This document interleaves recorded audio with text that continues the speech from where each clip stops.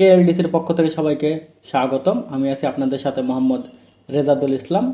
আজ হচ্ছে আমাদের বেসিকের 4 নম্বর ক্লাস কোরিয়ান যুক্ত ব্যঞ্জনবর্ণ নিয়ে।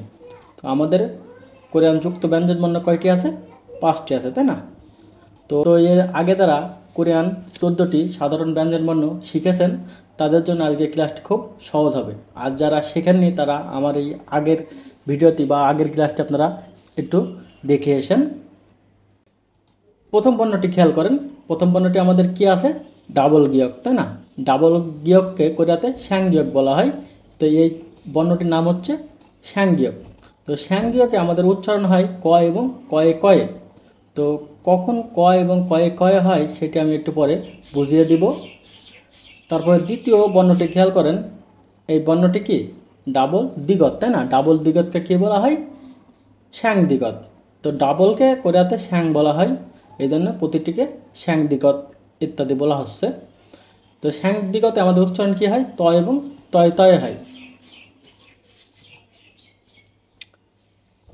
এই চিহ্নটি বা এই বর্ণটি একটু খেয়াল করেন। এই বর্ণটি কি? ডাবল শিয়ত আছে, তাই না? ডাবল শিয়তে কী হয়? শ্যাংশিয়ত। শ্যাংশিয়ত শ্যাংশিয়তে আমাদের প্রথম যে উচ্চারণটি হয় তাই সেটা হয় দন্ত্য শয়ে ছয়ে, দন্ত্য শয়ে ছয়ে ছয় এরকম উচ্চারণটি দেয় এবং ত উচ্চারণটি দেয়। তারপর যে বর্ণটি দেখছেন এই বর্ণটি কি? আমাদের ডাবল বিউপ আছে, তাই না? তো ডাবল বিউপের নাম কি? শ্যাং বিউপ। ডাবল বিউপে কী হয়? শ্যাং বিউপ। তো শ্যাং বিউপে আমাদের উচ্চারণ হয় প এবং পয়ে পয়ে। সর্বশেষ বা 5 নম্বর যে যুক্ত ব্যঞ্জন বর্ণটি রয়েছে খেয়াল করেন, এটা কি? আমাদের ডাবল জিউত। ডাবল জিউতে কী হয়? শ্যাংজিউত হয়। কোরিয়াতে শ্যাংজিউত বলা হয়। তো শ্যাংজিউতে উচ্চারণটাই আমাদের কি? চ এবং চয়ে চয়ে। তো এখন কখন কোন উচ্চারণটা হয় আমরা ব্যবহার সহকারে বা ব্যবহার বিধিগুলো একটু শিখে নিই।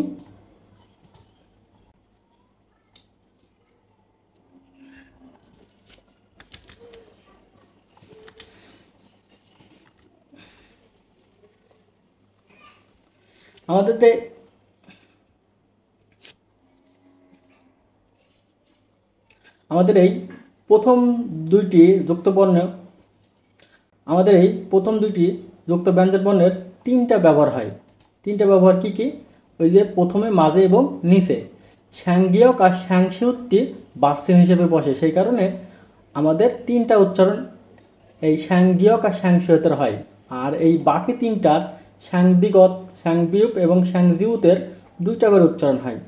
এই 3টা যুক্ত ব্যঞ্জন বর্ণ বাচ্চিম বা নিচে ব্যবহার হয় না, এই কারণে এই 3টা যুক্ত ব্যঞ্জন বর্ণের 2টা করে ব্যবহার হয়। তো আমরা প্রথম আগে শ্যাংগিয়কেরটা দেখে আসি।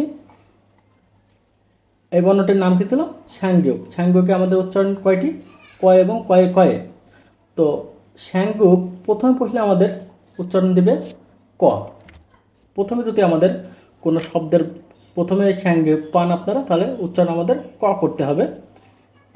এবং এই শ্যাংগিয়কটি মাঝে বা পাশে বসলে, শব্দের মাঝে বা পাশে বসলে আমাদের কয়ে কয়ে উচ্চারণটি করতে হবে, উচ্চারণটি করতে হবে। আবার এই শ্যাংগিয়কটি যখন নিচে ব্যবহার হবে তখন আমাদের আবার ক উচ্চারণটি করতে হবে। তাহলে শ্যাংগিয়ক প্রথমে বসলে ক উচ্চারণ হয়, মাঝে বা পাশে বসলে কয়ে কয়ে উচ্চারণটি হয়, আর নিচে বসলে আবার ক উচ্চারণটি হয়। এই চিহ্নটির নাম কি? এই চিহ্নটির নাম হচ্ছে শ্যাংশিউত। ডাবল শিউতকে বলা হয় শ্যাংশিউত। তো এই শ্যাংশিউত যখন কোনো শব্দের প্রথমে বসবে তখন আমার উচ্চারণ হবে দন্ত্য শয়ে ছয় উচ্চারণটি হবে, দন্ত্য শয়ে ছয়ে স এরকম উচ্চারণটি হবে। মাঝে বসলে সেই দন্ত্য শয়ে ছয় উচ্চারণটি হয়। এবং আমাদের শ্যাংশিউতটি যদি নিচে ব্যবহার হয় বা নিচে যখন বসবে তখন উচ্চারণ হবে আমাদের ত। এ হচ্ছে শ্যাংশিউতের 3টি ব্যবহার। এই বর্ণটির নাম হচ্ছে কি? আমাদের এই বর্ণটির নাম হচ্ছে শ্যাং দ্বিগত। তো এই শ্যাং দ্বিগতটি কোনো শব্দের প্রথমে যদি বসে সেক্ষেত্রে আমাদের উচ্চারণ হয় ত, ডাইরেক্ট ত উচ্চারণটি হয়। আর যদি শব্দের মাঝে বা পাশে বসে সেক্ষেত্রে আমাদের তয়ে তয় উচ্চারণটি হয়, তয় উচ্চারণটি হয়। এবং এই শ্যাং দ্বিগত শব্দের নিচে বসে না, শব্দের 3 নম্বর অর্থাৎ বাচ্চিমে বসে না, সেক্ষেত্রে কোনো নিচে বসলে উচ্চারণ হয় না বা নিচে বসে না, সেক্ষেত্রে আমাদের উচ্চারণটিও হয় না। এই বর্ণটির নাম কি? এই বর্ণটির নাম হচ্ছে শ্যাংবিউপ। এই বর্ণটির নাম হচ্ছে আমাদের শ্যাং বিউক।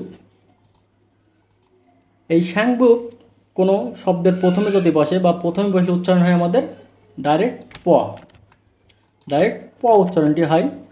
আর যদি কোনো শব্দের মাঝে বা পাশে বসে সেক্ষেত্রে উচ্চারণ হয় আমাদের পয়ে পয়ে, উচ্চারণটা হয় আমাদের পয়ে পয়ে। ঠিক দ্বিগতের মতনই এটাও নিচে বসে না, সেক্ষেত্রে নিচে উচ্চারণ হয়ও না। এই বর্ণটির নাম কি? এই বর্ণটির নাম হচ্ছে কি শ্যাং জিউত। এই বর্ণটির নাম হচ্ছে শ্যাং জিউত। তো শ্যাং জিউত যখন কোনো শব্দের প্রথমে বসবে, প্রথমে বসলে উচ্চারণ হবে আমাদের চ, এবং কোনো শব্দের মাঝে বসলে উচ্চারণ হবে চয়ে চয়ে। এটাও শ্যাং জিউত নিচে ব্যবহার হয় না, এই কারণে নিচে বসে না, উচ্চারণও হয় না। এ হচ্ছে আমাদের 5টি যুক্ত ব্যঞ্জন বর্ণ গেল। এই দুটা উচ্চারণ 3টা হয়, প্রথমে মাঝে এবং নিচে। আর এই 3টা যুক্ত ব্যঞ্জন বর্ণ 2টা করে উচ্চারণ হয়। এই 3টা ব্যঞ্জন বর্ণ আমাদের বাসচিম বা নিচে ব্যবহার হয় না, এই কারণে 2টা করে উচ্চারণ করতে হয়। তো আজকে আমাদের মোট স্বরবর্ণ এবং ব্যঞ্জনবর্ণ দিয়ে 40টি অক্ষর শেখা হয়ে গেল। আগামীকাল আমরা উচ্চারণের কয়েকটি ধাপ আছে, সেই ধাপগুলো শিখব। কোনটি আগে উচ্চারণ করতে হয়, কোনটি পরে উচ্চারণ করতে হয়, সেই ক্লাসটি আগামীকাল থাকবে। তো সবাইকে ধন্যবাদ আজকের ক্লাসটি করার জন্য।